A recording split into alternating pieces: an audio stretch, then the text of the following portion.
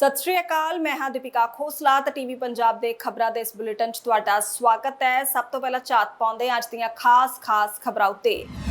Canada ਵਿੱਚ 20,245 ਵਿਦਿਆਰਥੀਆਂ ਨੇ ਮੰਗੀ ਪਨਾਹ, ਅਸਾਈਲਮ ਕਲੇਮ ਕਰਨ ਵਾਲਿਆਂ ਵਿੱਚ ਹਜ਼ਾਰਾਂ ਪੰਜਾਬੀ। ਪ੍ਰਧਾਨ ਮੰਤਰੀ ਮਾਰਕ ਕਾਰਨੀ ਨੇ ਆਪਣੀ ਨਵੀਂ ਕੈਬਨਿਟ ਚੁਣੀ, ਅਨੀਤਾ ਆਨੰਦ ਤੇ ਮੈਲਨੀ ਜੋਲੀ ਨੂੰ ਦਿੱਤੀ ਗਈ ਵੱਡੀ ਜ਼ਿੰਮੇਵਾਰੀ। ਸਾਊਥ ਏਸ਼ੀਅਨ ਮੂਲ ਦੇ 4 ਸਿਆਸਤਦਾਨ ਮੰਤਰੀ ਮੰਡਲ ਵਿੱਚ ਸ਼ਾਮਲ, ਪੰਜਾਬੀ ਮੂਲ ਦੇ 2 ਐਮਪੀਜ਼ ਨੂੰ ਮਿਲੀ ਸਟੇਟ ਸਕੱਤਰ ਦੀ ਜ਼ਿੰਮੇਵਾਰੀ। ਸਾਬਕਾ ਪੱਤਰਕਾਰ ਸੋਲੋਮਨ ਬਣੇ ਕੈਨੇਡਾ ਦੇ ਪਹਿਲੇ ਏਆਈ ਮੰਤਰੀ, ਕੈਨੇਡਾ ਨੇ ਨਵਾਂ ਆਰਟੀਫੀਸ਼ੀਅਲ ਇੰਟੈਲੀਜੈਂਸ ਮੰਤਰਾਲਾ ਬਣਾਇਆ। ਤੇ ਹੁਣ ਖਬਰਾਂ ਦਾ ਵਿਸਥਾਰ। ਕੈਨੇਡਾ ਪੜਨ ਆਏ ਹਜ਼ਾਰਾਂ ਪੰਜਾਬੀ ਮੁੰਡੇ ਕੁੜੀਆਂ ਨੇ ਪਰਮਾਨੈਂਟ ਰੈਜ਼ੀਡੈਂਸੀ ਮਿਲਣ ਦੀ ਆਖਰੀ ਉਮੀਦ ਖਤਮ ਹੋਣ ਮਗਰੋਂ ਅਸਾਈਲਮ ਦੇ ਦਾਅਵੇ ਕੀਤੇ ਹਨ। ਕੌਮਾਂਤਰੀ ਵਿਦਿਆਰਥੀਆਂ ਨੇ ਸਾਰੇ ਰਿਕਾਰਡ ਤੋੜਦਿਆਂ 2024 ਦੌਰਾਨ ਕੈਨੇਡਾ ਵਿੱਚ ਪਨਾਹ ਦੇ 20,245 ਦਾਅਵੇ ਦਾਖਲ ਕੀਤੇ ਅਤੇ ਇਹਨਾਂ ਵਿੱਚੋਂ ਵੱਡੀ ਗਿਣਤੀ ਪੰਜਾਬੀਆਂ ਦੀ ਹੈ। ਕੈਨੇਡਾ ਸਰਕਾਰ ਵੱਲੋਂ ਸਟੱਡੀ ਵੀਜ਼ਿਆਂ ਦੀ ਗਿਣਤੀ ਘਟਾਏ ਜਾਣ ਦੇ ਬਾਅਦ ਪਨਾਹ ਮੰਗਣ ਵਾਲਿਆਂ ਦੀ ਗਿਣਤੀ ਵਧਦੀ ਜਾ ਰਹੀ ਹੈ ਤੇ ਇਮੀਗ੍ਰੇਸ਼ਨ ਮਾਹਰਾਂ ਮੁਤਾਬਕ ਮੌਜੂਦਾ ਵਰ੍ਹੇ ਦੌਰਾਨ ਇਹ ਅੰਕੜਾ 30,000 ਤੋਂ ਟੱਪ ਸਕਦਾ ਹੈ। 2025 ਦੇ ਪਹਿਲੇ 3 ਮਹੀਨੇ ਦੌਰਾਨ 5,500 ਤੋਂ ਵੱਧ ਕੌਮਾਂਤਰੀ ਵਿਦਿਆਰਥੀ ਅਸਾਈਲਮ ਦਾ ਦਾਅਵਾ ਦਾਖਲ ਕਰ ਚੁੱਕੇ ਹਨ ਅਤੇ 2024 ਦੇ ਪਹਿਲੇ 3 ਮਹੀਨਿਆਂ ਦੇ ਮੁਕਾਬਲੇ ਗਿਣਤੀ 22% ਵੱਧ ਬਣਦੀ ਹੈ। ਇਮੀਗ੍ਰੇਸ਼ਨ ਅਤੇ ਸਿਟੀਜ਼ਨਸ਼ਿਪ ਮੰਤਰਾਲੇ ਦੇ ਅੰਕੜਿਆਂ ਨੂੰ ਡੂੰਘਾਈ ਨਾਲ ਦੇਖਿਆ ਜਾਵੇ ਤਾਂ 2023 ਦੇ ਮੁਕਾਬਲੇ 2024 ਦੌਰਾਨ ਪਨਾਹ ਮੰਗਣ ਵਾਲਿਆਂ ਦੀ ਗਿਣਤੀ ਦੁੱਗਣੀ ਹੋ ਗਈ ਹੈ, ਜਦਕਿ 2019 ਦੇ ਮੁਕਾਬਲੇ ਇਹ ਅੰਕੜਾ 6 ਗੁਣਾ ਵੱਧ ਬਣਦਾ ਹੈ। ਇਮੀਗ੍ਰੇਸ਼ਨ ਵਕੀਲਾਂ ਦਾ ਕਹਿਣਾ ਹੈ ਕਿ ਪੀਆਰ ਮਿਲਣ ਦਾ ਰਾਹ ਬੇहद ਔਖਾ ਹੋ ਚੁੱਕਾ ਹੈ, ਜਿਸ ਦੇ ਮੱਦੇਨਜ਼ਰ ਕੌਮਾਂਤਰੀ ਵਿਦਿਆਰਥੀ ਬਦਲਵੇਂ ਤਰੀਕਿਆਂ ਵੱਲ ਦੌੜ ਰਹੇ ਹਨ। ਚੋਣਾਂ ਵਿੱਚ ਜਿੱਤ ਮਗਰੋਂ ਪਹਿਲੀ ਪ੍ਰੈਸ ਕਾਨਫਰੰਸ ਦੌਰਾਨ ਪ੍ਰਧਾਨ ਮੰਤਰੀ ਮਾਰਕ ਕਾਰਨੀ ਨੇ ਆਪਣਾ ਵਾਅਦਾ ਦੁਹਰਾਇਆ ਸੀ ਕਿ ਆਰਜ਼ੀ ਕਾਮਿਆਂ ਤੇ ਕੌਮਾਂਤਰੀ ਵਿਦਿਆਰਥੀਆਂ ਦੀ ਗਿਣਤੀ ਕੈਨੇਡਾ ਦੀ ਕੁੱਲ ਵਸੋਂ ਦੇ 5% ਉੱਤੇ ਲਿਆਂਦੀ ਜਾਵੇਗੀ, ਜੋ ਇਸ ਵੇਲੇ 7% ਦੇ ਨੇੜੇ ਚੱਲ ਰਹੀ ਹੈ। ਮਾਰਕ ਕਾਰਨੀ ਨੇ ਅੱਜ ਆਪਣੇ ਮੰਤਰੀ ਮੰਡਲ ਦਾ ਐਲਾਨ ਕੀਤਾ ਹੈ ਅਤੇ ਕੈਨੇਡਾ ਨੂੰ ਨਵਾਂ ਇਮੀਗ੍ਰੇਸ਼ਨ ਮੰਤਰੀ ਮਿਲ ਗਿਆ ਹੈ। ਓਟਵਾ ਦੇ ਇਮੀਗ੍ਰੇਸ਼ਨ ਵਕੀਲ ਵਾਰਨ ਕ੍ਰੀਏਟਸ ਦਾ ਮੰਨਣਾ ਹੈ ਕਿ ਮਾਰਕ ਕਾਰਨੀ ਇਮੀਗ੍ਰੇਸ਼ਨ ਅੰਕੜੇ ਘਟਾਉਣ ਦੇ ਭਾਰੀ ਭਰਕਮ ਦਬਾਅ ਵਿੱਚੋਂ ਲੰਘ ਰਹੇ ਹਨ ਤੇ ਇਸ ਤੋਂ ਬਗੈਰ ਉਹਨਾਂ ਦੀ ਸਰਕਾਰ ਦਾ ਗੁਜ਼ਾਰਾ ਨਹੀਂ ਹੋਣਾ। ਉਹਨਾਂ ਕਿਹਾ ਕਿ ਕੈਨੇਡਾ ਦੇ ਹੈਲਥ ਕੇਅਰ ਸੈਕਟਰ ਵਿੱਚ ਸੰਕਟ ਹੈ, ਹਾਊਸਿੰਗ ਸੈਕਟਰ ਵੀ ਮਾਰ ਹੇਠ ਹੈ ਤੇ ਹੋਰ ਕਈ ਸਮੱਸਿਆਵਾਂ ਦਾ ਟਾਕਰਾ ਕਰਨਾ ਪੈ ਰਿਹਾ ਹੈ। ਇੱਥੇ ਦੱਸਣਾ ਬਣਦਾ ਹੈ ਕਿ ਕੈਨੇਡਾ ਸਰਕਾਰ ਵੱਲੋਂ ਪਿਛਲੇ ਸਾਲ ਸਟੱਡੀ ਵੀਜ਼ਿਆਂ ਵਿੱਚ 40% ਦੀ ਕਟੌਤੀ ਕਰਦਿਆਂ ਇਹਨਾਂ ਨੂੰ 3,60,000 ਸਾਲਾਨਾ ਦੇ ਨੇੜੇ ਲਿਆਂਦਾ ਗਿਆ। ਸਿਰਫ ਇੰਨਾ ਹੀ ਨਹੀਂ, ਸਟੱਡੀ ਵੀਜ਼ੇ ਉੱਤੇ ਆਉਣ ਵਾਲਿਆਂ ਦੇ ਜੀਵਨ ਸਾਥੀ ਨੂੰ ਵਰਕ ਪਰਮਿਟ ਤੋਂ ਵਾਂਝਾ ਕਰ ਦਿੱਤਾ ਗਿਆ। ਉਸ ਵੇਲੇ ਕਈ ਕੈਨੇਡੀਅਨ ਵਿਦਿਅਕ ਅਦਾਰਿਆਂ ਨੂੰ ਡਿਪਲੋਮਾ ਮਿਲਸ ਦਾ ਨਾਂ ਵੀ ਦਿੱਤਾ ਗਿਆ, ਜੋ ਸਿਰਫ ਅਤੇ ਸਿਰਫ ਕਾਗਜ਼ ਦੇ ਸਰਟੀਫਿਕੇਟ ਮੁਹੱਈਆ ਕਰਵਾ ਰਹੇ ਸਨ। 2024 ਦੌਰਾਨ ਸਭ ਤੋਂ ਵੱਧ ਅਸਾਈਲਮ ਕਲੇਮ ਕੋਨੇਸਟੋਗਾ ਕਾਲਜ ਵੱਲੋਂ ਆਏ ਅਤੇ 720 ਵਿਦਿਆਰਥੀਆਂ ਨੇ ਕੈਨੇਡਾ ਵਿੱਚ ਪਨਾਹ ਮੰਗੀ। Seneca College of Applied Arts and Technology ਦੇ 60 ਵਿਦਿਆਰਥੀਆਂ ਨੇ ਅਸਾਈਲਮ ਕਲੇਮ ਦਾਖਲ ਕੀਤੇ, ਜਦਕਿ ਯੂਨੀਵਰਸਿਟੀ ਆਫ ਕਿਊਬੈਕ ਤੋਂ 500 ਦਾਅਵੇ ਆਏ। ਇਸੇ ਤਰ੍ਹਾਂ ਨਿਆਗਰਾ ਕਾਲਜ ਦੇ 495 ਵਿਦਿਆਰਥੀਆਂ ਨੇ ਅਸਾਈਲਮ ਕਲੇਮ ਕੀਤਾ, ਜਦਕਿ ਕਾਲਜ ਐਲਿਸ ਦੇ 475 ਵਿਦਿਆਰਥੀਆਂ ਨੇ ਕੈਨੇਡਾ ਵਿੱਚ ਪਨਾਹ ਮੰਗੀ। ਉਧਰ ਇਮੀਗ੍ਰੇਸ਼ਨ ਅਤੇ ਸਿਟੀਜ਼ਨਸ਼ਿਪ ਮੰਤਰਾਲੇ ਦੇ ਇੱਕ ਬੁਲਾਰੇ ਨੇ ਕਿਹਾ ਕਿ ਕੌਮਾਂਤਰੀ ਦਾਖਲਿਆਂ ਵਿੱਚ ਕਟੌਤੀ ਦਾ ਮੁਕੰਮਲ ਅਸਲ ਹਾਲੇ ਨਜ਼ਰ ਆਉਣਾ ਬਾਕੀ ਹੈ। ਪ੍ਰਧਾਨ ਮੰਤਰੀ ਮਾਰਕ ਕਾਰਨੀ ਨੇ ਮੰਗਲਵਾਰ ਨੂੰ ਆਪਣੀ ਨਵੀਂ ਕੈਬਨਿਟ ਚੁਣ ਲਈ ਹੈ। ਕਾਰਨੀ ਦੇ ਨਵੇਂ ਮੰਤਰੀ ਮੰਡਲ ਵਿੱਚ 28 ਮੈਂਬਰ ਹਨ। ਇਸ ਤੋਂ ਇਲਾਵਾ ਹਰੇਕ ਸੂਬੇ ਤੋਂ 9 ਅਤੇ ਇੱਕ ਉੱਤਰ ਤੋਂ ਸਟੇਟ ਸਕੱਤਰ ਚੁਣੇ ਗਏ ਹਨ। ਸਟੇਟ ਸਕੱਤਰ ਵਿੱਚ ਕੁਝ ਪੁਰਾਣੇ ਚਿਹਰੇ ਸ਼ਾਮਲ ਹਨ, ਪਰ ਜ਼ਿਆਦਾਤਰ ਉਹ ਲੋਕ ਹਨ ਜਿਹੜੇ ਕੈਬਨਿਟ ਵਿੱਚ ਨਹੀਂ ਰਹੇ ਜਾਂ ਪਿਛਲੇ ਮਹੀਨੇ ਦੀਆਂ ਫੈਡਰਲ ਚੋਣਾਂ ਵਿੱਚ ਐਮਪੀ ਬਣੇ ਹਨ। ਕੁੱਲ ਮਿਲਾ ਕੇ ਕਾਰਨੀ ਨੇ 24 ਨਵੇਂ ਚਿਹਰਿਆਂ ਨੂੰ ਚੁਣਿਆ ਹੈ, ਜਿਨ੍ਹਾਂ ਵਿੱਚੋਂ 13 ਐਤਕੀ ਦੀਆਂ ਚੋਣਾਂ ਵਿੱਚ ਚੁਣੇ ਗਏ ਸਨ। ਅਨੀਤਾ ਆਨੰਦ ਨੂੰ ਵਿਦੇਸ਼ ਮੰਤਰੀ ਤੇ ਕ੍ਰਿਸਟੀਆ ਫਰੀਲੈਂਡ ਨੂੰ ਟਰਾਂਸਪੋਰਟ ਮੰਤਰੀ ਦੀ ਜ਼ਿੰਮੇਵਾਰੀ ਦਿੱਤੀ ਗਈ ਹੈ। ਡੇਵਿਡ ਮੈਕਗਿੰਟੀ ਕੈਨੇਡਾ ਦੇ ਨਵੇਂ ਰੱਖਿਆ ਮੰਤਰੀ ਹੋਣਗੇ। ਮੈਲਨੀ ਜੋਲੀ ਨੂੰ ਉਦਯੋਗ ਮੰਤਰੀ ਬਣਾਇਆ ਗਿਆ ਹੈ। ਸ਼ੌਨ ਫਰੇਜ਼ਰ ਨੂੰ ਨਿਆਂ ਮੰਤਰੀ ਅਤੇ ਅਟਾਰਨੀ ਜਨਰਲ ਆਫ ਕੈਨੇਡਾ ਦੀ ਜ਼ਿੰਮੇਵਾਰੀ ਮਿਲੀ ਹੈ। ਪੰਜਾਬੀ ਮੂਲ ਦੇ ਮਨਿੰਦਰ ਸਿੱਧੂ ਨੂੰ ਅੰਤਰਰਾਸ਼ਟਰੀ ਵਪਾਰ ਮੰਤਰੀ ਬਣਾਇਆ ਗਿਆ ਹੈ। ਇਸ ਦੇ ਨਾਲ ਹੀ ਪ੍ਰਧਾਨ ਮੰਤਰੀ ਕਾਰਨੀ ਨੇ ਸਟੇਟ ਸਕੱਤਰਾਂ ਦਾ ਅਹੁਦਾ ਵਾਪਸ ਲਿਆਂਦਾ ਹੈ। ਅਤੀਤ ਵਿੱਚ ਇਹਨਾਂ ਅਹੁਦਿਆਂ ਨੂੰ ਕਈ ਵਾਰ ਜੂਨੀਅਰ ਮੰਤਰੀ ਕਿਹਾ ਜਾਂਦਾ ਰਿਹਾ ਹੈ। ਕਾਰਨੀ ਨੇ ਜਸਟਿਨ ਟਰੂਡੋ ਦੁਆਰਾ ਪਹਿਲਾਂ ਲਿਆਂਦੇ ਗਏ ਲਿੰਗ ਸਮਾਨਤਾ ਨਿਯਮ ਉੱਤੇ ਕਾਇਮ ਰਹਿਣ ਦੇ ਆਪਣੇ ਵਾਅਦੇ ਨੂੰ ਨਿਭਾਇਆ ਤੇ ਕੈਬਨਿਟ ਵਿੱਚ ਔਰਤਾਂ ਅਤੇ ਮਰਦਾਂ ਦੀ ਬਰਾਬਰ ਗਿਣਤੀ ਬਣਾਏ ਰੱਖੀ ਹੈ। ਨਵੀਂ ਕੈਬਨਿਟ 'ਚ 14 ਮਰਦ ਅਤੇ 14 ਔਰਤਾਂ ਨੂੰ ਮੰਤਰੀ ਬਣਾਇਆ ਗਿਆ ਹੈ। 10 ਸਟੇਟ ਸਕੱਤਰਾਂ ਵਿੱਚੋਂ 6 ਮਰਦ ਅਤੇ 4 ਔਰਤਾਂ ਹਨ। ਨੋਵਾ ਸਕੋਸ਼ੀਆ ਤੋਂ ਲੀਨਾ ਮੈਟਲੀਜ਼ ਡਾਇਬ ਨੂੰ ਪ੍ਰਧਾਨ ਮੰਤਰੀ ਮਾਰਕ ਕਾਰਨੀ ਦੀ ਕੈਬਨਿਟ ਵਿੱਚ ਇਮੀਗ੍ਰੇਸ਼ਨ, ਰਿਫਿਊਜੀਜ਼ ਐਂਡ ਸਿਟੀਜ਼ਨਸ਼ਿਪ ਮੰਤਰਾਲਾ ਸੌਂਪਿਆ ਗਿਆ ਹੈ। ਲੀਨਾ ਹੈਲੀਫੈਕਸ ਵੈਸਟ ਰਾਈਡਿੰਗ ਤੋਂ ਐਮਪੀ ਹਨ। ਲੀਨਾ ਨੇ ਰੇਚਲ ਬੈਡਾਇਨ ਦੀ ਥਾਂ ਲਈ ਹੈ, ਜਿਨ੍ਹਾਂ ਨੂੰ ਫੈਡਰਲ ਚੋਣਾਂ ਤੋਂ ਪਹਿਲਾਂ ਮਾਰਚ ਦੌਰਾਨ ਕਾਰਨੀ ਦੀ ਕੈਬਨਿਟ ਵਿੱਚ ਸ਼ਾਮਲ ਕੀਤਾ ਗਿਆ ਸੀ। ਇਸ ਤੋਂ ਪਹਿਲਾਂ ਮਾਰਕ ਮਿਲਰ ਅਤੇ ਸ਼ੌਨ ਫਰੇਜ਼ਰ ਸਾਬਕਾ ਪ੍ਰਧਾਨ ਮੰਤਰੀ ਜਸਟਿਨ ਟਰੂਡੋ ਦੀ ਕੈਬਨਿਟ ਵਿੱਚ ਇਮੀਗ੍ਰੇਸ਼ਨ ਮੰਤਰਾਲੇ ਸੰਭਾਲ ਚੁੱਕੇ ਹਨ। ਪ੍ਰਧਾਨ ਮੰਤਰੀ ਮਾਰਕ ਕਾਰਨੀ ਵੱਲੋਂ ਐਲਾਨੇ ਮੰਤਰੀ ਮੰਡਲ ਵਿੱਚ ਸਾਊਥ ਏਸ਼ੀਅਨ ਮੂਲ ਦੇ 4 ਐਮਪੀਜ਼ ਨੂੰ ਥਾਂ ਮਿਲੀ ਹੈ। ਇਸ ਤੋਂ ਇਲਾਵਾ ਪੰਜਾਬੀ ਮੂਲ ਦੇ 2 ਐਮਪੀਜ਼ ਨੂੰ ਸਟੇਟ ਸਕੱਤਰ ਵਜੋਂ ਨਿਯੁਕਤ ਕੀਤਾ ਗਿਆ ਹੈ। ਭਾਰਤੀ ਮੂਲ ਦੀ ਅਨੀਤਾ ਆਨੰਦ ਨੂੰ ਵਿਦੇਸ਼ ਮੰਤਰੀ ਦੀ ਜ਼ਿੰਮੇਵਾਰੀ ਦਿੱਤੀ ਗਈ ਹੈ। ਆਨੰਦ ਓਨਟਾਰੀਓ ਦੀ ਓਕਵਿਲ ਰਾਈਡਿੰਗ ਤੋਂ ਤੀਜੀ ਵਾਰ ਐਮਪੀ ਚੁਣੀ ਗਈ। 2019 ਵਿੱਚ ਐਮਪੀ ਬਣੀ ਅਨੀਤਾ ਆਨੰਦ ਲਈ ਕੈਬਨਿਟ ਮੰਤਰਾਲੇ ਸੰਭਾਲ ਚੁੱਕੇ ਹਨ। Anita public service and procurement ਮੰਤਰਾਲੇ ਦੇ ਪਹਿਲੇ ਮੰਤਰੀ ਸਨ ਅਤੇ ਉਹ ਕੈਨੇਡਾ ਦੀ ਰੱਖਿਆ ਮੰਤਰੀ ਬਣਨ ਵਾਲੀ ਦੂਸਰੀ ਮਹਿਲਾ ਬਣੇ ਸਨ। 2023 ਵਿੱਚ ਕੈਬਨਿਟ ਫੇਰਬਦਲ ਵਿੱਚ ਉਹਨਾਂ ਨੂੰ ਖਜ਼ਾਨਾ ਬੋਰਡ ਦਾ ਪ੍ਰੈਜ਼ੀਡੈਂਟ ਬਣਾਇਆ ਗਿਆ ਸੀ। ਅਨੀਤਾ ਆਨੰਦ ਕੈਨੇਡਾ ਦਾ ਟਰਾਂਸਪੋਰਟ ਮੰਤਰਾਲਾ ਅਤੇ ਅੰਦਰੂਨੀ ਵਪਾਰ ਮੰਤਰਾਲੇ ਦੀ ਜ਼ਿੰਮੇਵਾਰੀ ਵੀ ਸੰਭਾਲ ਚੁੱਕੇ ਹਨ। ਬਰੈਂਪਟਨ ਈਸਟ ਤੋਂ ਤੀਜੀ ਵਾਰ ਜਿੱਤੇ ਐਮਪੀ ਮਨਿੰਦਰ ਸਿੱਧੂ ਨੂੰ ਵੀ ਅਹਿਮ ਜ਼ਿੰਮੇਵਾਰੀ ਮਿਲੀ ਹੈ। ਸਿੱਧੂ ਕਾਰਨੀ ਸਰਕਾਰ ਵਿੱਚ ਅੰਤਰਰਾਸ਼ਟਰੀ ਵਪਾਰ ਮੰਤਰੀ ਵਜੋਂ ਸੇਵਾਵਾਂ ਨਿਭਾਉਣਗੇ। ਸਿੱਧੂ ਵਿਦੇਸ਼ ਮੰਤਰੀ, ਇੰਟਰਨੈਸ਼ਨਲ ਡਿਵੈਲਪਮੈਂਟ ਅਤੇ ਅੰਤਰਰਾਸ਼ਟਰੀ ਵਪਾਰ ਮੰਤਰੀ ਦੇ ਪਾਰਲੀਮਾਨੀ ਸਕੱਤਰ ਵਜੋਂ ਵੀ ਸੇਵਾਵਾਂ ਨਿਭਾ ਚੁੱਕੇ ਹਨ। ਇਸ ਤੋਂ ਇਲਾਵਾ ਮਨਿੰਦਰ ਸਿੱਧੂ ਕੋਲ ਅੰਤਰਰਾਸ਼ਟਰੀ ਵਪਾਰ ਕਮੇਟੀ ਵਿੱਚ ਮੈਂਬਰ ਵਜੋਂ ਕੰਮ ਕਰਨ ਦਾ ਵੀ ਤਜਰਬਾ ਹੈ। ਪਾਕਿਸਤਾਨੀ ਮੂਲ ਦੇ ਸ਼ਫਕਤ ਅਲੀ ਦੀ ਖਜ਼ਾਨਾ ਬੋਰਡ ਦੇ ਪ੍ਰੈਜ਼ੀਡੈਂਟ ਵਜੋਂ ਨਿਯੁਕਤੀ ਕੀਤੀ ਗਈ ਹੈ। ਸ਼ਫਕਤ ਅਲੀ ਦੂਜੀ ਵਾਰ ਐਮਪੀ ਚੁਣੇ ਗਏ ਹਨ। ਇਸ ਵਾਰ ਅਲੀ ਨੇ ਕੰਜ਼ਰਵੇਟਿਵ ਉਮੀਦਵਾਰ ਟਿਮ ਇਕਬਾਲ ਨੂੰ ਹਰਾਇਆ ਹੈ। ਅਲੀ ਲਾਇਬ੍ਰੇਰੀ, ਸਿਟੀਜ਼ਨਸ਼ਿਪ ਅਤੇ ਇਮੀਗ੍ਰੇਸ਼ਨ ਤੋਂ ਇਲਾਵਾ ਵਾਤਾਵਰਣ ਸੰਬੰਧੀ ਕਮੇਟੀ ਦੇ ਮੈਂਬਰ ਰਹਿ ਚੁੱਕੇ ਹਨ।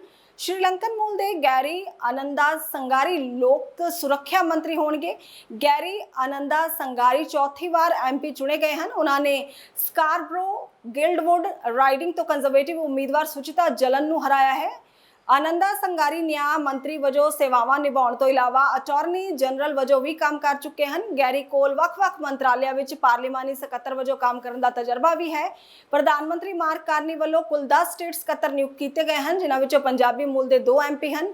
ਬਰੈਂਪਟਨ ਨਾਰਥ ਤੋਂ ਚੌਥੀ ਵਾਰ ਐਮਪੀ ਚੁਣੇ ਗਏ ਪੰਜਾਬੀ ਮੂਲ ਦੇ ਰੂਬੀ ਸਹੋਤਾ ਨੂੰ ਅਪਰਾਧ ਰੋਕਥਾਮ ਸਟੇਟ ਸਕੱਤਰ ਦੀ ਜ਼ਿੰਮੇਵਾਰੀ ਮਿਲੀ ਹੈ। ਸਹੋਤਾ 2015 ਦੌਰਾਨ ਪਹਿਲੀ ਵਾਰ ਐਮਪੀ ਬਣੇ ਸਨ। 2019 ਅਤੇ 2021 ਦੌਰਾਨ ਰੂਬੀ ਨੇ ਫਿਰ ਤੋਂ ਜਿੱਤ ਹਾਸਲ ਰੂਬੀ ਸਹੋਤਾ 2021 ਦੌਰਾਨ ਡਿਪਟੀ ਵਿਪ ਅਤੇ 2024 ਦੌਰਾਨ ਚੀਫ ਵਿਪ ਚੁਣੇ ਗਏ ਸਨ।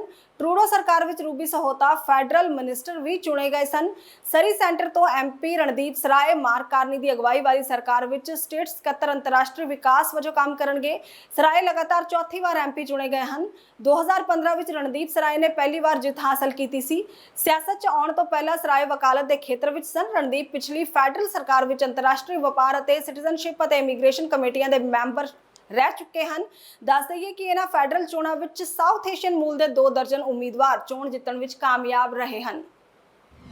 ਪ੍ਰਧਾਨ ਮੰਤਰੀ ਮਾਰਕ ਕਾਰਨੀ ਨੇ ਆਪਣੀ ਮੰਤਰੀ ਮੰਡਲ ਵਿੱਚ ਕੁਝ ਮਹੱਤਵਪੂਰਨ ਬਦਲਾਅ ਅਤੇ ਵਾਅਦੇ ਕਰਦੇ ਹੋਏ ਇੱਕ ਨਵਾਂ ਆਰਟੀਫੀਸ਼ੀਅਲ ਇੰਟੈਲੀਜੈਂਸ ਮੰਤਰਾਲਾ ਬਣਾਇਆ ਹੈ। ਸਾਬਕਾ ਪੱਤਰਕਾਰ ਇਵਾਨ ਸੋਲੋਮਨ ਨੂੰ ਆਰਟੀਫੀਸ਼ੀਅਲ ਇੰਟੈਲੀਜੈਂਸ ਅਤੇ ਡਿਜੀਟਲ ਇਨੋਵੇਸ਼ਨ ਮੰਤਰੀ ਵਜੋਂ ਨਿਯੁਕਤ ਕੀਤਾ ਗਿਆ ਹੈ। ਸੋਲੋਮਨ 28 ਅਪ੍ਰੈਲ ਨੂੰ ਹੋਈਆਂ ਫੈਡਰਲ ਚੋਣਾਂ ਦੌਰਾਨ ਟੋਰਾਂਟੋ ਸੈਂਟਰ ਦੀ ਰਾਈਡਿੰਗ ਤੋਂ ਪਹਿਲੀ ਵਾਰੀ ਐਮਪੀ ਚੁਣੇ ਗਏ ਸਨ। ਉਹ ਪਹਿਲਾਂ ਕੈਨੇਡਾ ਦੇ ਵੱਡੇ ਮੀਡੀਆ ਅਦਾਰਿਆਂ ਲਈ ਹੋਸਟ ਵਜੋਂ ਕੰਮ ਕਰ ਚੁੱਕੇ ਹਨ। ਕੈਨੇਡਾ 'ਚ ਪਹਿਲਾਂ AI ਮੋਟੋ ਤੌਰ ਉੱਤੇ ਉਦਯੋਗ ਮੰਤਰਾਲੇ ਦੇ ਅਧੀਨ ਆਉਂਦਾ ਸੀ। ਉਦਯੋਗ ਮੰਤਰਾਲੇ ਦੀ ਜ਼ਿੰਮੇਵਾਰੀ ਹੁਣ ਸਾਬਕਾ ਵਿਦੇਸ਼ ਮੰਤਰੀ ਮੈਲਨੀ ਜੋਲੀ ਨੂੰ ਦਿੱਤੀ ਗਈ ਹੈ। ਪਿਛਲੀ ਸਰਕਾਰ ਨੇ ਉੱਚ ਪ੍ਰਭਾਵ ਵਾਲੇ AI ਸਿਸਟਮਾਂ ਨੂੰ ਧਿਆਨ ਵਿੱਚ ਰੱਖਦਿਆਂ ਇੱਕ AI ਰੈਗੂਲੇਸ਼ਨ ਬਿੱਲ ਪੇਸ਼ ਕੀਤਾ, ਜੋ ਕਿ ਚੋਣਾਂ ਤੋਂ ਪਹਿਲਾਂ ਕਾਨੂੰਨ ਨਹੀਂ ਬਣ ਸਕਿਆ ਸੀ। ਚੋਣ ਮੁਹਿੰਮ ਦੌਰਾਨ ਕਾਰਨੀ ਨੇ AI ਦੀ ਆਰਥਿਕ ਸੰਭਾਵਨਾ ਤੇ ਜ਼ੋਰ ਦਿੱਤਾ ਅਤੇ AI ਸਿਖਲਾਈ, ਅਨੁਕੂਲਤਾ ਅਤੇ ਵਪਾਰੀਕਰਨ ਵਿੱਚ ਨਿਵੇਸ਼ ਕਰਨ ਦਾ ਵਾਅਦਾ ਕੀਤਾ ਸੀ। ਉਹਨਾਂ ਦੀ ਪਾਰਟੀ ਦੇ ਪਲੇਟਫਾਰਮ ਨੇ ਡਾਟਾ ਸੈਂਟਰ ਬਣਾਉਣ ਉੱਤੇ ਤੇਜ਼ੀ ਨਾਲ ਅੱਗੇ ਵਧਣ, ਛੋਟੇ ਅਤੇ ਦਰਮਿਆਨੇ ਆਕਾਰ ਦੇ ਕਾਰੋਬਾਰਾਂ ਦੁਆਰਾ AI ਅਪਣਾਉਣ ਨੂੰ ਉਤਸ਼ਾਹਿਤ ਕਰਨ ਲਈ ਟੈਕਸ ਕ੍ਰੈਡਿਟ ਪੇਸ਼ ਕਰਨ ਅਤੇ AI ਵਪਾਰੀਕਰਨ ਨੂੰ ਅੱਗੇ ਵਧਾਉਣ ਲਈ ਕੈਨੇਡਾ ਦੇ AI ਅਦਾਰਿਆਂ ਵਿੱਚ ਪ੍ਰੋਗਰਾਮਾਂ ਦਾ ਵਿਸਤਾਰ ਕਰਨ ਲਈ ਜ਼ੋਰ ਦੇਣ ਦਾ ਵਾਅਦਾ ਕੀਤਾ ਸੀ। ਪਲੇਟਫਾਰਮ ਵਿੱਚ ਕੈਨੇਡੀਅਨ ਬੌਧਿਕ ਸੰਪત્ਤੀ ਨੂੰ ਵੀ ਦੇਸ਼ ਵਿੱਚ ਰੱਖਣ ਦਾ ਵਾਅਦਾ ਕੀਤਾ ਗਿਆ ਸੀ। ਆਲੋਚਕ ਸਾਲਾਂ ਤੋਂ ਕਹਿ ਰਹੇ ਹਨ ਕਿ ਆਰਟੀਫੀਸ਼ੀਅਲ ਇੰਟੈਲੀਜੈਂਸ ਖੋਜ ਵਿੱਚ ਕੈਨੇਡਾ ਦੀ ਤਾਕਤ ਦੇ ਬਾਵਜੂਦ ਦੇਸ਼ ਟੈਕਨੋਲੋਜੀ ਦਾ ਵਪਾਰੀਕਰਨ ਕਰਨ ਵਿੱਚ ਢਿੱਲਾ ਰਿਹਾ ਹੈ ਅਤੇ ਬੌਧਿਕ ਸੰਪत्ति ਨੂੰ ਬਰਕਰਾਰ ਰੱਖਣ ਲਈ ਸੰਘਰਸ਼ ਕਰ ਰਿਹਾ ਹੈ। ਕਾਰਨੀ ਨੇ ਡਿਜੀਟਲ ਪਰਿਵਰਤਨ ਦੇ ਇੱਕ ਸਮਰਪਿਤ ਦਫ਼ਤਰ ਰਾਹੀਂ ਸਰਕਾਰ ਨੂੰ ਵਧੇਰੇ ਕੁਸ਼ਲ ਬਣਾਉਣ ਅਤੇ ਲੇਬਰ ਮਾਰਕੀਟ ਸਮਰੱਥਾ ਨੂੰ ਵਧਾਉਣ ਲਈ AI ਦੀ ਵਰਤੋਂ ਕਰਨ ਦਾ ਵਾਅਦਾ ਵੀ ਕੀਤਾ ਸੀ। ਚੋਣਾਂ ਦੌਰਾਨ ਉੱਭਰ ਰਹੀ ਨਵੀਂ ਟੈਕਨੋਲੋਜੀ ਨੂੰ ਨਿਯਮਤ ਕਰਨ ਬਾਰੇ ਬਹੁਤ ਘੱਟ ਗੱਲ ਹੋਈ। ਹਾਲਾਂਕਿ ਲਿਬਰਲ ਪਲੇਟਫਾਰਮ ਵਿੱਚ ਸਹਿਮਤੀ ਤੋਂ ਬਿਨਾਂ ਜਿਨਸੀ ਡੀਪ ਫੇਕ ਫੈਲਾਉਣ ਨੂੰ ਇੱਕ ਅਪਰਾਧ ਬਣਾਉਣ ਦਾ ਵਾਅਦਾ ਸ਼ਾਮਲ ਸੀ।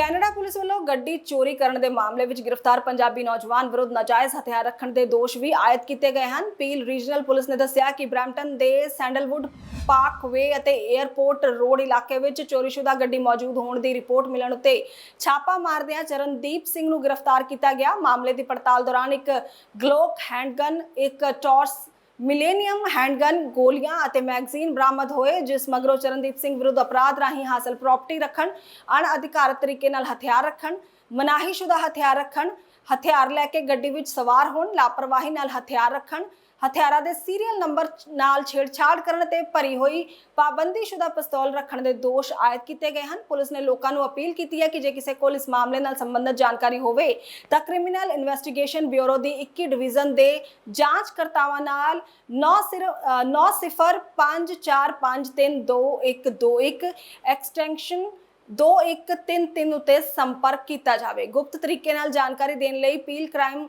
ਸਟਾਪਰਸ ਨਾਲ 1800-222 ਟਿਪਸ 8477 ਉੱਤੇ ਕਾਲ ਕੀਤੀ ਜਾ ਸਕਦੀ ਹੈ। ਦੂਜੇ ਪਾਸੇ ਅੱਤਵਾਦ ਦੇ ਦੋਸ਼ਾਂ ਦਾ ਸਾਹਮਣਾ ਕਰ ਰਹੇ ਖਲੀਲ ਉਲਾ ਯੂਸੁਫ ਨੇ ਆਪਣਾ ਗੁਨਾਹ ਕਬੂਲ ਕਰ ਰਿਹਾ ਹੈ। ਖਲੀਲ ਨੇ ਮੰਨਿਆ ਕਿ ਉਸ ਨੇ ਇਸਲਾਮਿਕ ਸਟੇਟ ਦੀ ਹਮਾਇਤ ਵਿੱਚ ਆਨਲਾਈਨ ਫੰਡ ਰੇਜ਼ਿੰਗ ਮੁਹਿੰਮ ਚਲਾਈ ਅਤੇ 71 ਰਕਮ ਨੂੰ ਵਿਦੇਸ਼ ਭੇਜਿਆ। ਅਦਾਲਤੀ ਦਸਤਾਵੇਜ਼ਾਂ ਮੁਤਾਬਕ ਉਸ ਨੇ ਮੰਨਿਆ ਕਿ ਉਹ ਅੱਤਵਾਦੀ ਜਥੇਬੰਦੀ ਦੀਆਂ ਸਰਗਰਮੀਆਂ ਵਿੱਚ ਸ਼ਾਮਲ ਹੋਇਆ ਅਤੇ ਸੋਸ਼ਲ ਮੀਡੀਆ ਰਾਹੀਂ ਇਸਲਾਮਿਕ ਸਟੇਟ ਦਾ ਪ੍ਰਚਾਰ ਕੀਤਾ। ਕੈਨੇਡਾ ਦੀ ਪਬਲਿਕ ਪ੍ਰੋਸੀਕਿਊਸ਼ਨ ਸਰਵਿਸ ਅਤੇ ਯੂਸੁਫ ਦੇ ਵਕੀਲ ਵੱਲੋਂ ਉਸ ਨੂੰ 12 ਸਾਲ ਕੈਦ ਦੀ ਸਜ਼ਾ ਸੁਣਾਏ ਜਾਣ ਦੀ ਮੰਗ ਕੀਤੀ ਗਈ ਹੈ। ਅਦਾਲਤ ਨੇ ਦੋਹਾਂ ਧਿਰਾਂ ਦੀਆਂ ਦਲੀਲਾਂ ਨਾਲ ਸਹਿਮਤੀ ਜ਼ਾਹਰ ਕਰਦਿਆਂ 12 ਸਾਲ ਕੈਦ ਦੀ ਸਜ਼ਾ ਸੁਣਾਈ, ਜਿਸ ਵਿੱਚੋਂ ਹੁਣ ਤੱਕ ਜੇਲ੍ਹ ਵਿੱਚ ਕੱਟੇ ਸਮੇਂ ਨੂੰ ਘਟਾ ਦਿੱਤਾ ਜਾਵੇਗਾ। ਇਸ ਤੋਂ ਇਲਾਵਾ ਖਲੀਲ ਨੂੰ ਪੈਰੋਲ ਉੱਤੇ ਰਿਹਾਈ ਤੋਂ ਪਹਿਲਾਂ ਅੱਧੀ ਸਜ਼ਾ ਭੁਗਤਣੀ ਹੋਵੇਗੀ। ਬਰੈਂਪਟਨ ਦਾ ਇੱਕ ਰੀਅਲ ਐਸਟੇਟ ਕਾਰੋਬਾਰੀ ਜਿੱਥੇ ਪੁਲਿਸ ਵੱਲੋਂ ਲਾਏ ਧੋਖਾਧੜੀ ਦੇ ਦੋਸ਼ਾਂ ਦਾ ਸਾਹਮਣਾ ਕਰ ਰਿਹਾ ਹੈ, ਉੱਥੇ ਹੀ ਲੱਖਾਂ ਡਾਲਰ ਦੀ ਵਸੂਲੀ ਲਈ ਉਸ ਖਿਲਾਫ 2 ਮੁਕੱਦਮੇ ਵੀ ਦਾਇਰ ਕੀਤੇ ਗਏ ਹਨ। ਮੀਡੀਆ ਦੀ ਰਿਪੋਰਟ ਮੁਤਾਬਕ 28 ਸਾਲ ਦੇ ਮੋਇਸ ਕੰਵਰ ਨੇ ਕਥਿਤ ਤੌਰ ਉੱਤੇ ਮਕਾਨ ਖਰੀਦਣ ਦੇ ਇੱਛੁਕ ਘੱਟੋ-ਘੱਟ 9 ਪਰਿਵਾਰਾਂ ਨੂੰ ਅਜਿਹੇ ਮਕਾਨ ਦਿਖਾਏ ਜੋ ਉਸ ਵੱਲੋਂ ਉਸਾਰੇ ਨਹੀਂ ਸਨ ਜਾ ਰਹੇ ਅਤੇ ਪੇਸ਼ਗੀ ਰਕਮ ਵੀ ਹਾਸਲ ਕੀਤੀ। ਜੈਨੇਟ ਕੈਂਪਬੈਲ ਉਹਨਾਂ ਵਿੱਚੋਂ ਇੱਕ ਹੈ ਅਤੇ ਉਸ ਵਰਗੇ 6 ਹੋਰ ਪਰਿਵਾਰ ਮੋਇਸ ਕੰਵਰ ਤੋਂ $1,70,000 ਦੀ ਰਕਮ ਵਾਪਸ ਚਾਹੁੰਦੇ ਹਨ, ਜੋ ਪ੍ਰੀ ਕੰਸਟਰਕਸ਼ਨ ਹੋਮਸ ਵਾਸਤੇ ਦਿੱਤੀ ਗਈ ਪਰ ਕਦੇ ਮਕਾਨ ਮਿਲਿਆ ਹੀ ਨਹੀਂ। ਬਜ਼ੁਰਗ ਹੋ ਚੁੱਕੀ ਜੈਨੇਟ ਕੈਂਪਬੈਲ ਨੇ ਦੱਸਿਆ ਕਿ ਲਗਾਤਾਰ ਲਾਰੇ ਲਾਉਣ ਮਗਰੋਂ ਕੰਵਰ ਨੇ ਭਰੋਸਾ ਦਿਵਾਇਆ ਕਿ 1 ਜਨਵਰੀ ਤੱਕ 5 ਬੈਡਰੂਮ ਵਾਲਾ ਘਰ ਤਿਆਰ ਹੋ ਜਾਵੇਗਾ, ਜਿਸ ਬਾਰੇ ਜੁਲਾਈ 2022 ਵਿੱਚ ਪਰਚੇਜ਼ ਐਗਰੀਮੈਂਟ ਕੀਤਾ ਗਿਆ ਸੀ। ਦੂਜੇ ਪਾਸੇ ਪੀਲ ਰੀਜਨਲ ਪੁਲਿਸ ਵੱਲੋਂ ਕੰਵਰ ਵਿਰੁੱਧ $5,000 ਤੋਂ ਵੱਧ ਰਕਮ ਦੀ ਧੋਖਾਧੜੀ ਅਤੇ ਅਪਰਾਧ ਰਾਹੀਂ ਹਾਸਲ ਪ੍ਰਾਪਰਟੀ ਰੱਖਣ ਦੇ ਦੋਸ਼ ਵਿੱਚ ਮਾਰਚ ਵਿੱਚ ਆਇਦ ਕੀਤੇ ਗਏ। ਮੋਇਸ ਕੰਵਰ ਵਿਰੁੱਧ ਲੱਗੇ ਦੋਸ਼ ਫਿਲਹਾਲ ਅਦਾਲਤ ਵਿੱਚ ਸਾਬਤ ਨਹੀਂ ਕੀਤੇ ਗਏ। ਅਦਾਲਤ ਵਿੱਚ ਦਾਇਰ ਦਸਤਾਵੇਜ਼ ਮੁਤਾਬਕ ਕੰਵਰ ਸਾਰੇ ਦੋਸ਼ਾਂ ਨੂੰ ਬੇਬੁਨਿਆਦ ਦੱਸ ਰਿਹਾ ਹੈ। ਇਸੇ ਦੌਰਾਨ ਬਚਾਅ ਪੱਖ ਦੇ ਵਕੀਲ ਨੇ ਦੱਸਿਆ ਕਿ ਕੰਵਰ ਵੱਲੋਂ ਜੈਨੇਟ ਕੈਂਪਬੈਲ ਅਤੇ 2 ਹੋਰਨਾਂ ਨੂੰ ਕੁਝ ਰਕਮ ਵਾਪਸ ਕਰਨ ਦਾ ਪ੍ਰਬੰਧ ਕੀਤਾ ਗਿਆ ਹੈ। ਡੋਨਾਲਡ ਟਰੰਪ ਇਨ ਦਿਨੀ ਪੱਛਮੀ ਏਸ਼ੀਆ ਦੇ ਦੌਰੇ ਉੱਤੇ ਹਨ। ਟਰੰਪ ਆਪਣੇ ਦੌਰੇ ਦੌਰਾਨ ਕਤਰ ਵੀ ਜਾਣਗੇ। ਟਰੰਪ ਦੇ ਕਤਰ ਦੌਰੇ ਤੋਂ ਪਹਿਲਾਂ ਉੱਥੋਂ ਦੀ ਸਰਕਾਰ ਨੇ ਅਮਰੀਕਾ ਨੂੰ ਇੱਕ ਆਲੀਸ਼ਾਨ ਬੋਇੰਗ 747 ਜਹਾਜ਼ ਤੋਹਫੇ ਵਜੋਂ ਦੇਣ ਦਾ ਐਲਾਨ ਕੀਤਾ ਹੈ। ਉਦੋਂ ਤੋਂ ਹੀ ਅਮਰੀਕਾ ਵਿੱਚ ਉਸ ਤੋਹਫੇ ਬਾਰੇ ਬਹੁਤ ਚਰਚਾ ਹੋ ਰਹੀ ਹੈ। ਹੁਣ ਰਾਸ਼ਟਰਪਤੀ ਟਰੰਪ ਨੇ ਇਸ ਸੰਬੰਧੀ ਇੱਕ ਬਿਆਨ ਦਿੱਤਾ ਹੈ ਅਤੇ ਕਿਹਾ ਹੈ ਕਿ ਸਿਰਫ ਇੱਕ ਮੂਰਖ ਹੀ ਇਸ ਨੂੰ ਸਵੀਕਾਰ ਨਹੀਂ ਕਰੇਗਾ। ਸੋਸ਼ਲ ਮੀਡੀਆ ਉੱਤੇ ਸਾਂਝੀ ਕੀਤੀ ਇੱਕ ਪੋਸਟ ਵਿੱਚ ਡੋਨਾਲਡ ਟਰੰਪ ਨੇ ਲਿਖਿਆ ਹੈ ਕਿ ਬੋਇੰਗ 747 ਮੈਨੂੰ ਨਹੀਂ ਸਗੋਂ ਅਮਰੀਕੀ ਹਵਾਈ ਸੈਨਾ ਰੱਖਿਆ ਵਿਭਾਗ ਨੂੰ ਤੋਹਫੇ ਵਜੋਂ ਦਿੱਤਾ ਜਾ ਰਿਹਾ ਹੈ। ਇਹ ਕਤਰ ਵੱਲੋਂ ਇੱਕ ਤੋਹਫਾ ਹੈ, ਇੱਕ ਅਜਿਹਾ ਦੇਸ਼ ਜਿਸ ਦੀ ਅਸੀਂ ਕਈ ਸਾਲਾਂ ਤੋਂ ਸਫਲਤਾਪੂਰਵਕ ਰੱਖਿਆ ਕੀਤੀ ਹੈ। ਇਹ ਜਹਾਜ਼ ਸਾਡੀ ਸਰਕਾਰ ਦੁਆਰਾ ਅਸਥਾਈ ਤੌਰ ਉੱਤੇ ਵਰਤਿਆ ਜਾਵੇਗਾ ਜਦੋਂ ਤੱਕ ਸਾਡਾ ਆਪਣਾ ਨਵਾਂ ਬੋਇੰਗ ਜਹਾਜ਼ ਤਿਆਰ ਨਹੀਂ ਹੋ ਜਾਂਦਾ, ਜਿਸ ਨੂੰ ਪ੍ਰਾਪਤ ਹੋਣ ਵਿੱਚ ਬਹੁਤ ਸਮਾਂ ਲੱਗ ਰਿਹਾ ਹੈ। ਟਰੰਪ ਨੇ ਕਿਹਾ, ਸਾਡੀ ਫੌਜ ਨੂੰ ਟੈਕਸ ਦਾਤਾਵਾਂ ਨੂੰ ਅਰਬਾਂ ਡਾਲਰ ਦਾ ਭੁਗਤਾਨ ਕਰਨ ਲਈ ਕਿਉਂ ਮਜਬੂਰ ਕੀਤਾ ਜਾਣਾ ਚਾਹੀਦਾ ਹੈ ਜਦੋਂ ਅਸੀਂ ਇਸ ਨੂੰ ਇੱਕ ਅਜਿਹੇ ਦੇਸ਼ ਤੋਂ ਤੋਹਫੇ ਵਜੋਂ ਪ੍ਰਾਪਤ ਕਰ ਰਹੇ ਹਾਂ ਜਿਸ ਲਈ ਅਸੀਂ ਚੰਗਾ ਕੰਮ ਕੀਤਾ ਹੈ। ਇਹ ਇੱਕ ਵੱਡੀ ਬਚਤ ਹੈ ਤੇ ਇਸ ਬਚੇ ਹੋਏ ਪੈਸੇ ਨੂੰ ਅਮਰੀਕਾ ਦੀ ਬਿਹਤਰੀ ਲਈ ਵਰਤ ਸਕਦੇ ਹਾਂ। ਸਿਰਫ ਇੱਕ ਮੂਰਖ ਹੀ ਇਸ ਤੋਹਫੇ ਨੂੰ ਸਵੀਕਾਰ ਨਹੀਂ ਕਰੇਗਾ। ਵਾਈਟ ਹਾਊਸ ਦੀ ਪ੍ਰੈਸ ਸਕੱਤਰ ਕੈਰੋਲਿਨ ਲੈਵਿਟ ਨੇ ਕਿਹਾ ਕਿ ਇਸ ਸਰਕਾਰ ਨੂੰ ਮਿਲਣ ਵਾਲਾ ਕੋਈ ਵਿਧਾਨ ਕਾਨੂੰਨ ਅਨੁਸਾਰ ਲਿਆ ਜਾਵੇਗਾ। ਜ਼ਿਕਰਯੋਗ ਹੈ ਕਿ ਟਰੰਪ 14 ਮਈ ਨੂੰ ਕਤਰ ਦੌਰੇ ਉੱਤੇ ਪਹੁੰਚਣਗੇ, ਜਿੱਥੇ ਕਤਰ ਸਰਕਾਰ ਉਹਨਾਂ ਨੂੰ $400 ਮਿਲੀਅਨ ਦਾ ਇੱਕ ਲਗਜ਼ਰੀ ਬੋਇੰਗ ਜਹਾਜ਼ ਤੋਹਫੇ ਵਜੋਂ ਦੇਵੇਗੀ। ਇਸ ਦਾ ਅਧਿਕਾਰਿਤ ਐਲਾਨ ਟਰੰਪ ਦੇ ਕਤਰ ਪਹੁੰਚਣ ਉੱਤੇ ਕੀਤਾ ਜਾ ਸਕਦਾ ਹੈ। ਇਹ ਜਹਾਜ਼ ਆਪਣੀ ਉન્નਤ ਟੈਕਨੋਲੋਜੀ ਅਤੇ ਲਗਜ਼ਰੀ ਲਈ ਜਾਣਿਆ ਜਾਂਦਾ ਹੈ, ਇਸ ਕਰਕੇ ਇਸ ਜਹਾਜ਼ ਨੂੰ ਫਲਾਈਂਗ ਪੈਲੇਸ ਵੀ ਕਿਹਾ ਜਾਂਦਾ ਹੈ। ਇਸ ਜਹਾਜ਼ ਵਿੱਚ luxury suit, master bedroom, conference room, dining area, lounge, ਅਤੇ ਬਾਥਰੂਮ ਵਰਗੀਆਂ ਸਹੂਲਤਾਂ ਹਨ। ਇਹ ਜਹਾਜ਼ 1100 ਕਿਲੋਮੀਟਰ ਪ੍ਰਤੀ ਘੰਟਾ ਦੀ ਰਫ਼ਤਾਰ ਨਾਲ ਉੱਡ ਸਕਦਾ ਹੈ। ਇਹ ਦੁਨੀਆ ਦਾ ਸਭ ਤੋਂ ਵੱਡਾ ਵਪਾਰਕ ਜਹਾਜ਼ ਹੈ। ਅਮਰੀਕੀ ਰਾਸ਼ਟਰਪਤੀ ਦਾ ਅਧਿਕਾਰਤ ਜਹਾਜ਼ ਬੋਇੰਗ 757 ਜੈਟ ਹੈ, ਜਿਸ ਨੂੰ ਦੁਨੀਆ 에ਅਰ ਫੋਰਸ 1 ਵਜੋਂ ਜਾਣਦੀ ਹੈ। ਇਹ 90 ਦੇ ਦਹਾਕੇ ਦਾ ਜਹਾਜ਼ ਹੈ। ਹੁਣ ਅਮਰੀਕੀ ਸਰਕਾਰ ਇੱਕ ਨਵਾਂ 에ਅਰ ਫੋਰਸ 1 ਹਾਸਲ ਕਰਨ ਦੀ ਪ੍ਰਕਿਰਿਆ ਵੱਲ ਵਧ ਰਹੀ ਹੈ।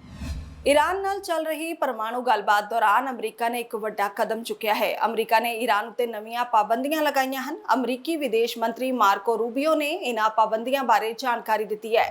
नवीं पाबंदियां परमाणु प्रोग्राम के 3 सीनियर अधिकारियों ते एक ईरानी कंपनी फुआ पार्स ਪ੍ਰੋਸਪੈਕਟਿਵ ਟੈਕਨੋਲੋਜਿਸਟਸ ਉੱਤੇ ਲਗਾਈਆਂ ਗਈਆਂ ਹਨ। ਇਹਨਾਂ ਲੋਕਾਂ ਅਤੇ ਯੂਨਿਟ ਤਹਿਰਾਨ ਦੇ ਰੱਖਿਆਤਮਕ ਨਵੀਨਤਾ ਅਤੇ ਖੋਜ ਸੰਗਠਨ ਨਾਲ ਜੁੜੇ ਹੋਏ ਹਨ।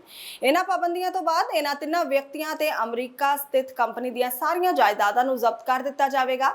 ਇਸ ਤੋਂ ਇਲਾਵਾ ਉਹਨਾਂ ਨਾਲ ਵਪਾਰਕ ਲੈਣ ਦੇਣ ਉੱਤੇ ਪਾਬੰਦੀ ਹੋਵੇਗੀ। ਇਹ ਪਾਬੰਦੀਆਂ ਓਮਾਨ ਵਿੱਚ ਈਰਾਨ ਦੇ ਪਰਮਾਣੂ ਪ੍ਰੋਗਰਾਮ ਉੱਤੇ ਅਮਰੀਕਾ ਤੇ ਈਰਾਨ ਵਿਚਕਾਰ ਚੌਥੇ ਦੌਰ ਦੀ ਗੱਲਬਾਤ ਤੋਂ ਬਾਅਦ ਲਗਾਈਆਂ ਗਈਆਂ ਹਨ। ओमान की राजधानी मस्कट विच गलबात ओमानी अधिकारियों की विचोलगी हेठ लगभग 3 घंटे चली। सरकारी टेलीविजन ने ईरानी विदेश मंत्रालय के बुलारे इस्माइल बागाई के हवाले नाल कहा कि गलबात बहुत देर तक चली और अगले दौर की गलबात लई चर्चा जारी है। अमरीकी राष्ट्रपति डोनाल्ड ट्रंप ने वार-वार धमकी दी है कि जेकर कोई समझौता नहीं हुंदा तां ईरान के प्रोग्राम नूं निशाना बना के हवाई हमले किए जाणगे। ईरानी अधिकारियों ने वार-वार चेतावनी दी है कि वह अपने यूरेनियम भंडारां नूं हथियार ग्रेड पद्धर तक अमीर बना के परमाणु हथियार विकसित करने वाल वध सकते हैं। इजराइल ने धमकी दी है कि जेकर उन्हां नूं खतरा महसूस होया तां ओह ईरान के परमाणु ठिकाणिਆਂ उत्ते हमला करेगा। अमरीकी राष्ट्रपति डोनाल्ड ट्रंप ने मंगलवार ਨੂੰ ਸਾਊਦੀ ਅਰਬ ਵਿੱਚ ਇੱਕ ਭਾਸ਼ਣ ਦੌਰਾਨ ਕਿਹਾ ਕਿ ਉਹ ਸੀਰੀਆ ਦੀ ਨਵੀਂ ਸਰਕਾਰ ਨਾਲ ਸੰਬੰਧਾਂ ਨੂੰ ਆਮ ਬਣਾਉਣਗੇ ਅਤੇ ਦੇਸ਼ ਨੂੰ ਸ਼ਾਂਤੀ ਦਾ ਮੌਕਾ ਦੇਣ ਲਈ ਉਸ ਉੱਤੇ ਪਾਬੰਦੀਆਂ ਹਟਾ ਦੇਣਗੇ। ਇਹ ਕਦਮ ਸੀਰੀਆ ਵਿੱਚ ਅਸਦ ਸ਼ਾਸਨ ਦੇ ਪਤਨ ਤੋਂ ਬਾਅਦ ਚੁੱਕਿਆ ਗਿਆ ਹੈ। ਟਰੰਪ ਬੁੱਧਵਾਰ ਨੂੰ ਸਾਊਦੀ ਅਰਬ ਵਿੱਚ ਸੀਰੀਆ ਦੇ ਰਾਸ਼ਟਰਪਤੀ ਅਹਿਮਦ ਅਲ ਸ਼ਾਰਾ ਨਾਲ ਮੁਲਾਕਾਤ ਕਰਨਗੇ। ਅਲ ਸ਼ਾਰਾ ਜੋ ਪਹਿਲਾਂ ਅਲ ਕਾਇਦਾ ਨਾਲ ਜੁੜੇ ਸਮੂਹ ਹਯਾਤ ਤਹਿਰੀਰ ਅਲ ਸ਼ਾਮ ਦਾ ਆਗੂ ਸੀ ਨੇ ਦਸੰਬਰ 2024 ਵਿੱਚ ਦਮਿਸ਼ਕ ਉੱਤੇ ਹਮਲੇ ਦੀ ਅਗਵਾਈ ਕਰਨ ਤੋਂ ਬਾਅਦ असद शासन ਨੂੰ ਉਖਾੜ ਸੁੱਟਣ ਦੀ ਕੋਸ਼ਿਸ਼ ਕੀਤੀ। ਟਰੰਪ ਨੇ ਕਿਹਾ ਕਿ ਇਹ ਕੋਸ਼ਿਸ਼ ਸਾਊਦੀ ਕਰਾਊਨ ਪ੍ਰਿੰਸ ਮੁਹੰਮਦ ਬਿਨ ਸਲਮਾਨ ਅਤੇ ਤੁਰਕੀ ਦੇ ਰਾਸ਼ਟਰਪਤੀ ਰੈਸਪ ਤੈਯਪ एर्दोगन के कहण उत्ते कीती गई सी। ट्रंप ने कहा कि सीरिया विच एक नवी सरकार है जो उम्मीद है कि सफल होवेगी। मैं कहता हाँ शुभकामनावां सीरिया, सानू कुछ खास दिखाओ। इस तो पहला ट्रंप प्रशासन ने सीरिया उत्ते पाबंदियां हटाउण लई कुछ शर्तां रखियां सन, जिन्हां विच रसायनिक हथियारां दा विनाश अते अतवाद विरुद्ध सहयोग शामिल सी। हालांकि अल शारा ने इन्हां शर्तां उत्ते कोई टिप्पणी नहीं कीती। यह कदम अमरीकी विदेश नीति विच एक महत्वपूर्ण तब्दीली नूं दर्शाउंदा है, क्योंकि सीरिया उत्ते पाबंदियां लगाउण लई पहला कोई ठोस फैसला नहीं लिया गया सी। माहिरां दा मनना है कि यह मीटिंग सीरिया के आर्थिक पुनर्निर्माण और राजनीतिक स्थिरता लई महत्वपूर्ण हो सकती है। हालांकि इस नीतिगत तब्दीली ने इजराइल वर्गे अमरीकी सहयोगियों विच चिंतावां पैदा कर दित्तियां हन, जो कि अल शारा दे कट्टरपंथी अतीत तो सुचेत है ते नवीं सीरियाई सरकार नूं जल्दी मानता देण दे विरुद्ध है। ਇਹ ਸਨ ਹੁਣ तक दीयां मुख खबरां ते ਜਾਂਦੇ ਜਾਂਦੇ ਝਾਤ ਪਾਉਂਦੇ ਆਂ ਅੱਜ ਦੀਆਂ ਖਾਸ ਖਬਰਾਂ ਉੱਤੇ। ਕੈਨੇਡਾ ਵਿੱਚ 20,245 ਵਿਦਿਆਰਥੀਆਂ ਨੇ ਮੰਗੀ ਪਨਾਹ। ਅਸਾਈਲਮ ਕਲੇਮ ਕਰਨ ਵਾਲਿਆਂ ਵਿੱਚ ਹਜ਼ਾਰਾਂ ਪੰਜਾਬੀ। ਪ੍ਰਧਾਨ ਮੰਤਰੀ ਮਾਰਕ ਕਾਰਨੀ ਨੇ ਆਪਣੀ ਨਵੀਂ ਕੈਬਨਿਟ ਚੁਣੀ। ਅਨੀਤਾ ਆਨੰਦ ਤੇ ਮੈਲਨੀ ਜੋਲੀ ਨੂੰ ਦਿੱਤੀ ਗਈ ਵੱਡੀ ਜ਼ਿੰਮੇਵਾਰੀ। ਸਾਊਥ ਏਸ਼ੀਅਨ ਮੂਲ ਦੇ 4 ਸਿਆਸਤਦਾਨ ਮੰਤਰੀ ਮੰਡਲ ਵਿੱਚ ਸ਼ਾਮਲ। ਪੰਜਾਬੀ ਮੂਲ ਦੇ 2 ਐਮਪੀਜ਼ ਨੂੰ ਮਿਲੀ ਸਟੇਟ ਸਕੱਤਰ ਦੀ ਜ਼ਿੰਮੇਵਾਰੀ। ਸਾਬਕਾ ਪੱਤਰਕਾਰ ਸੋਲੋਮਨ ਬਣੇ ਕੈਨੇਡਾ ਦੇ ਪਹਿਲੇ AI ਮੰਤਰੀ। ਕੈਨੇਡਾ ਨੇ ਨਵਾਂ ਆਰਟੀਫੀਸ਼ੀਅਲ ਇੰਟੈਲੀਜੈਂਸ ਮੰਤਰਾਲਾ ਬਣਾਇਆ। ਇਸੇ ਦੇ ਨਾਲ ਦਿਓ ਇਜਾਜ਼ਤ ਤੇ ਦੇਸ਼ ਵਿਦੇਸ਼ ਦੀ ਤਾਜ਼ਾ ਜਾਣਕਾਰੀ ਦੇ ਲਈ ਦੇਖਦੇ ਰਹੋ ਟੀਵੀ ਪੰਜਾਬ।